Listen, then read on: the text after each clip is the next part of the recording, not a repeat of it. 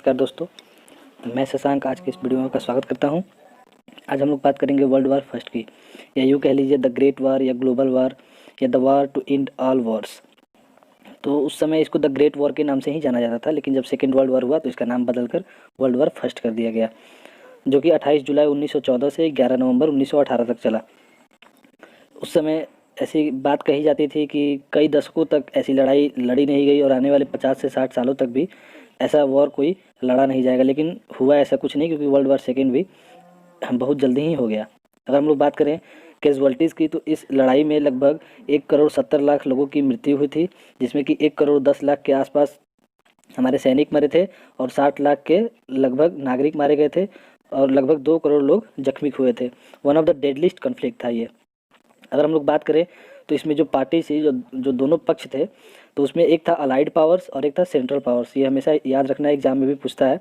Allied power में 5 देश थे: रसिया, फ्रांस, ब्रिटेन, यूएसए और जापान। हालांकि यूएसए 1917 में इसमें पार्टिसिपेट किया और उसके भी एक रीजन थे, मैं आगे वीडियो में बताऊंगा। और सेंट्रल पावर्स में है एस्ट्रो हंगेरियन एम्पायर, जर्मनी और ऑटोमन एम्पायर। आप इस मैप में देख सकते हैं, जो ऑरेंज कलर है ये सारे के सारे सेंट्रल पावर्स हैं ये, और यहाँ पे एक है, और जो जितने भी ग्रीन कलर है वो सब सारे के सारे अलाइड पावर है। इंडिया भी उस समय अलाइड पावर में ही आता था, क्योंकि इंडिया ब्रिटेन का कॉलोनी था उस समय, ब्रिटेन का साम्राज्य था यहाँ पे, तो इसलिए ये भी अलाइड पावर के अंदर ही आता है। अगर हम लोग बात करें कि इस युद्ध के पीछे के कारणों के, तो 4 मुख्य कारण बताए जाते हैं, जिसके को हम लोग एक मेन वर्ड से इसको याद कर सकते हैं, MAIN।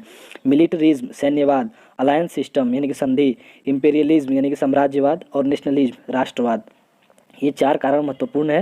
अगर हम लोग बात करें मिलिटरिज्म की, तो सैन्यवाद उस समय आर्म्स रेस मची हुई थी, आपस में होड़ मची हुई थी सारे कंट्रीज़ में कि कैसे मैं अपने देश के सैनिकों को अधिक से अधिक आधुनिक हथियारों से लैस कर सकें। उस समय ब्रिटेन और जर्मनी मशीन गन्स भी बना चुके थे। वर्ल्ड वार फर्स्ट में पहली बार मशीन गन का यूज़ किया गया था, और टैंक्स भी पहली बार ब्रिटेन और जर्मनी ने ही वर्ल्ड वार फर्स्ट में यूज़ किए थे। Large and new naval ships, उस समय ब्रिटेन और जर्मनी भी इसमें अग्रणी थे, क्योंकि उनके पास बड़ी बड़ी पानी की जहाज़ और उस पर बड़ी बड़ी बंदूकें और तोप लगी हुई थी।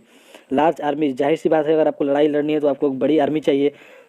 तो उसके लिए अपने देश के जितने भी युवक और जो भी लोग थे युद्ध में पार्टिसिपेट करना चाहते थे, या बहुत जगह ज़बरदस्ती भी उनको ट्रेन किया गया और लड़ाई लड़ने के लिए भेजा गया।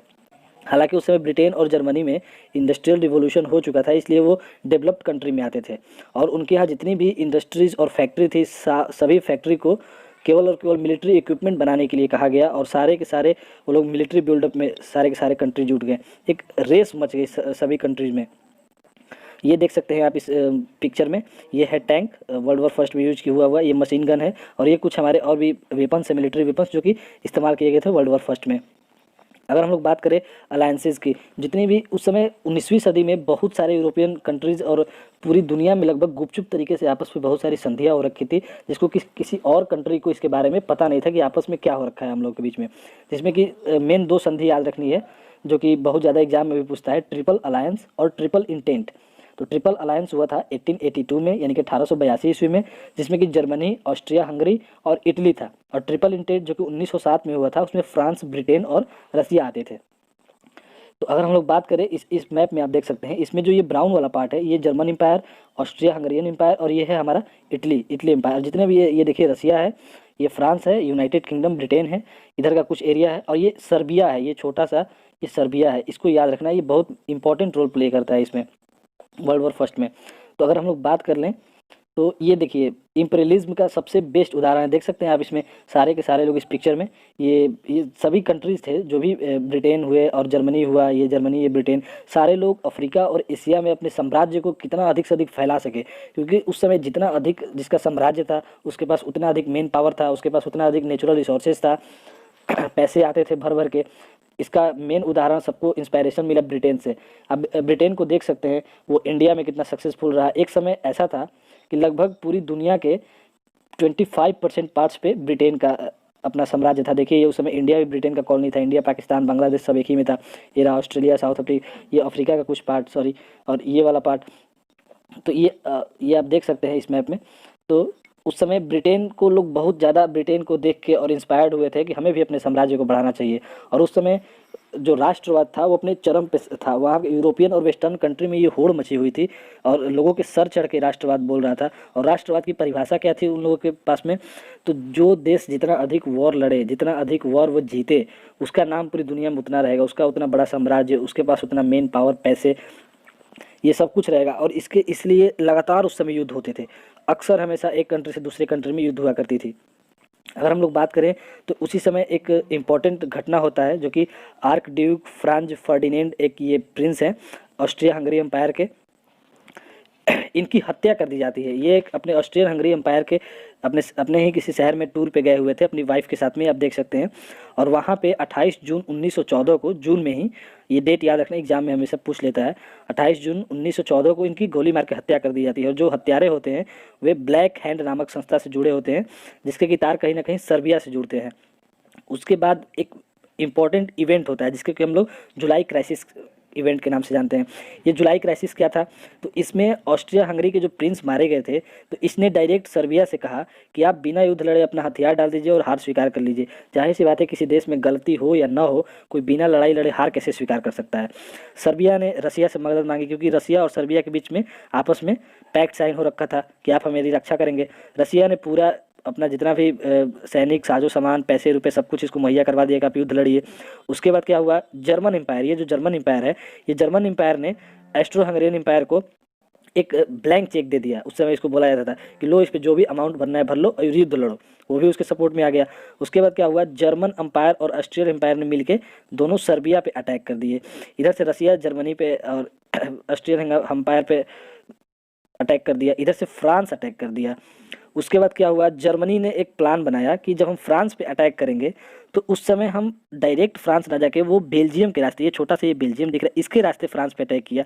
उसके बाद ब्रिटेन को बहाना मिल गया और ब्रिटेन, क्योंकि ब्रिटेन और बेल्जियम के बीच में एक पैक्ट साइन हो रखा था कि अगर कोई हमारे देश पे हमला करेगा तो आप हमारी रक्षा करेंगे। ब्रिटेन इधर से और इधर से फ्रांस की मदद करने के लिए दोनों तरफ से अपने सैनिकों को भेज के और इस युद्ध में आ गया। हालांकि जर्मनी काफ़ी सक्सेसफुल उसका आक्रमण था, वो पेरिस तक पहुंच गया था फ्रांस में और वापस वहां से वो लौट आए।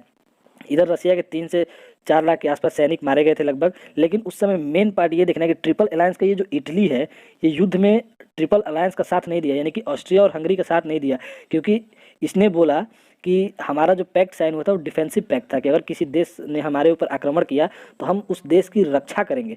लेकिन यहाँ पे जर्मनी क्या कह रहा है कि ऑस्ट्रिया और हंगरी को कह रहा है कि आप जाइए और उस देश पे आक्रमण करिए, साथ में हम भी आक्रमण करेंगे, जबकि यहाँ बचाव करना था। इसने ये हवाला दिया, जबकि ये गलत था क्योंकि इटली का और लंदन का आपस में पैक्ट साइन हो रखा था। इसके कारण ये इन दोनों का साथ ना देके ट्रिपल इंटेंट का साथ दिया। ये जरूर याद रखिएगा कि इटली ट्रिपल अलायंस का पार्ट था, लेकिन उसने युद्ध के समय ट्रिपल अलायंस का साथ नहीं दिया, ट्रिपल इंटेंट का साथ दिया। अगर हम लोग बात कर लें तो इसको ग्लोबल वार क्यों कहते हैं? क्योंकि उस समय क्या था कि जापान के कुछ एरिया में और चाइना के कुछ पार्ट्स में और पैसिफिक सी में कुछ आइलैंड्स में जर्मनी का उस समय अपना व्यापार केंद्र था। वहाँ पे ब्रिटेन और फ्रांस ने मिलकर हमला कर दिया। उसके बाद जर्मनी की नेवी उस समय बहुत आगे थी। जर्मनी की नेवी में उस समय एक यू बोट नामक एक सबमरीन था, जो कि सबमरीन सबसे पहले जर्मनी ने ही बनाया था। और ये यू बोट सबमरीन जितने भी अलाइड शिप्स थी ट्रिपल अलायंस की, सारे शिपों पे हमला करता था। उसी में क्या हुआ कि इसने एक बार अमेरिका के पैसेंजर शिप्स को भी निशाना बना लिया। उसके बाद अमेरिका 1917 में इस युद्ध में आया। उसके बाद 18 में वो युद्ध खत्म हो गया। 1 साल के लिए वो युद्ध में आया था इसमें लास्ट में एकदम, क्योंकि उसके पैसेंजर शिप्स को और कई सारे पैसेंजर्स को मार दिया गया था, उसके शिप्स को निशाना बनाया गया। तो उधर से जापान कूद गया क्योंकि जापान के कई पार्ट्स पे हमला हो गए। इधर से ये अमेरिका आ गया क्योंकि ये पूरा ग्लोबल, पूरी दुनिया इसमें करीब करीब जुड़ गई थी। और भारत भी इसमें था क्योंकि भारत ब्रिटेन का साम्राज्य था, वो ब्रिटेन का कॉलोनी था, तो भारत को डायरेक्टली और इनडायरेक्टली जाना ही था। तो उसके बाद इसमें क्या होता है कि ये आप देख सकते हैं इस पिक्चर में, ये कुछ ट्रेंचेज हैं। ट्रेंचेज उस समय बहुत ज़्यादा इंपॉर्टेंट थे लड़ाई लड़ने के लिए, क्योंकि इसी एक गड्ढा नुमा स्ट्रक्चर होता है 3 से 4 फुट चौड़ा और लंबा कई एक किलोमीटर तक में ये लंबा फैला रहता है। इसी गड्ढे में आप देख सकते हैं, इसी गड्ढे में सैनिक रहते हैं, खाते हैं, पीते हैं, सोते हैं, सारा काम इनका इसी में होता है। ये देख सकते हैं आप, क्योंकि अगर इससे वो बाहर निकले तो ये देखिए मशीन गन लेके सैनिक बैठे हुए हैं, गोलियों की बौछार हो जाती थी, सामने से मशीन गन के गोलियों का सामना करना पड़ता था। तो लोग इस गड्ढे में रह के ही लड़ाई लड़ते थे। इस गड्ढे से बाहर नहीं जा सकती थी। आप देख सकते हैं सारे गड्ढे में पानी, बरसात का और गंदी पानी सब भरी रहती थी। कई सारी बीमारियां होती थी, सैनिक ऐसे भी मारे जाते थे। ये ट्रेंचेज वर्ल्ड वॉर फर्स्ट में काफ़ी इंपॉर्टेंट थे।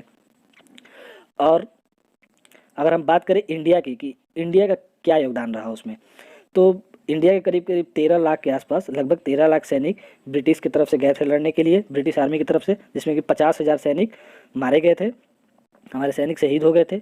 और ये उसी की याद में अफगानिस्तान जो एंग्लो अफगान जो वार हुआ था उसमें, और जो वर्ल्ड वार फर्स्ट हुआ था उसमें, इंडिया गेट का जो मेमोरियल बनाया गया था, वॉर मेमोरियल, उसी के याद में ये बनाया गया था, आप देख सकते हैं।